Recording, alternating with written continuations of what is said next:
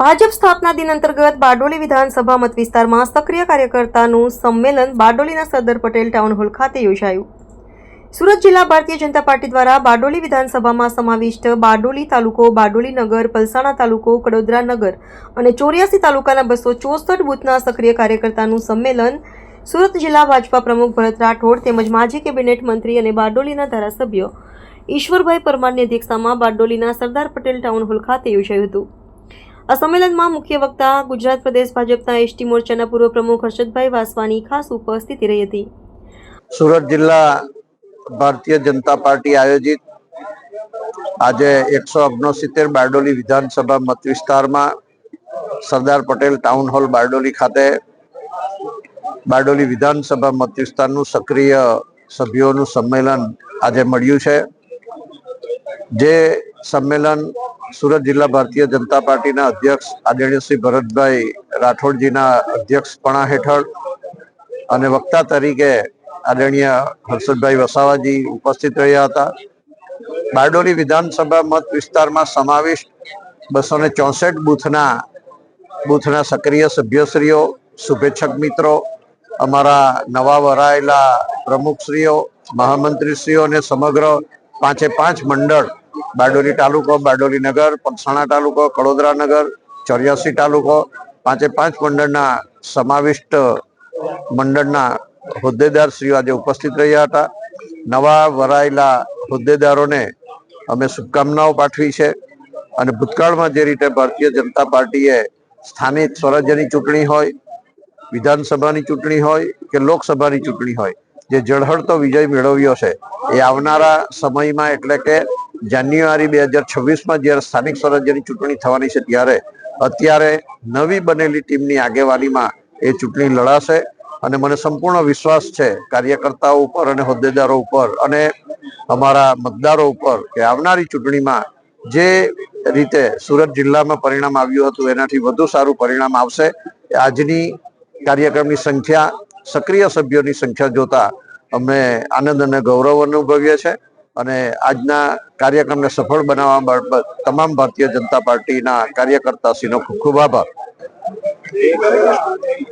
Bharatiya Janata party Gujarat પ્રદેશ આયોજિત સમગ્ર રાજ્યની અંદર 7, 8 અને 9 તમામ વિધાનસભાઓની અંદર સક્રિય સભ્યનું સંમેલન આયોજન કર્યું હતું. એ દરમિયાન આજે 169 બારડોલી વિધાનસભામાં અમારા ધારાસભ્ય શ્રી ઈશ્વરભાઈ પરમાર તેમજ અમારા જિલ્લાના સંગઠનના પ્રમુખ આદરણીય ભરતભાઈ રાઠોડ, જેમણે સંગઠન અને અમારી ચૂંટાયેલી પાંખ બંને સાથે મળીને આજે સક્રિય સભ્યોનું અહીંયા મીટિંગ ટાઉન હોલ ખાતે આયોજન કર્યું. જે આયોજન આપ સભે જોયું છે કે 700 અમારા સક્રિય સભ્યોની સંખ્યા છે અને 600 કરતાં પણ વધારે સક્રિય સભ્યો આજની બેઠકની અંદર ઉપસ્થિત રહ્યા છે.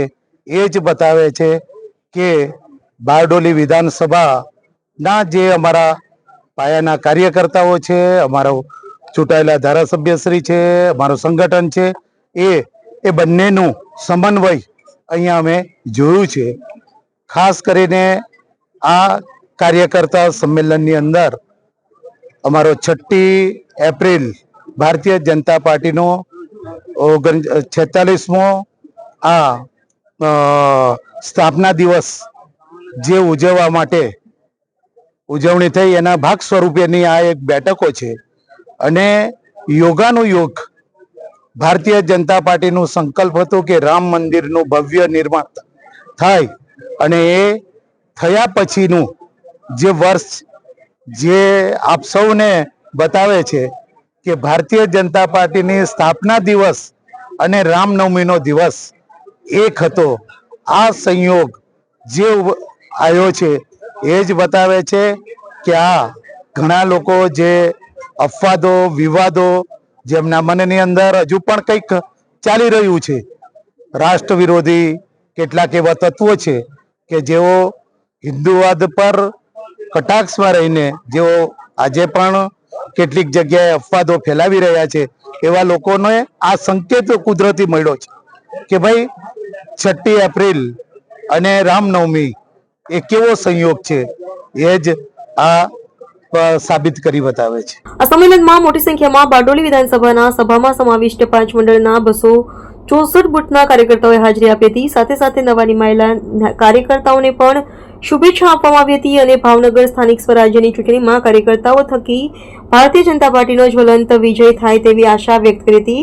આ સંમેલનમાં મોટી સંખ્યામાં સુરત જિલ્લા ભાજપના હોદ્દેદારો, કાર્યકર્તાઓ, બારડોલી વિધાનસભા મત વિસ્તારના હોદ્દેદારો, કાર્યકર્તાઓ હાજર હતા. રિપોર્ટર પ્રશાંત પટેલ, બારડોલી.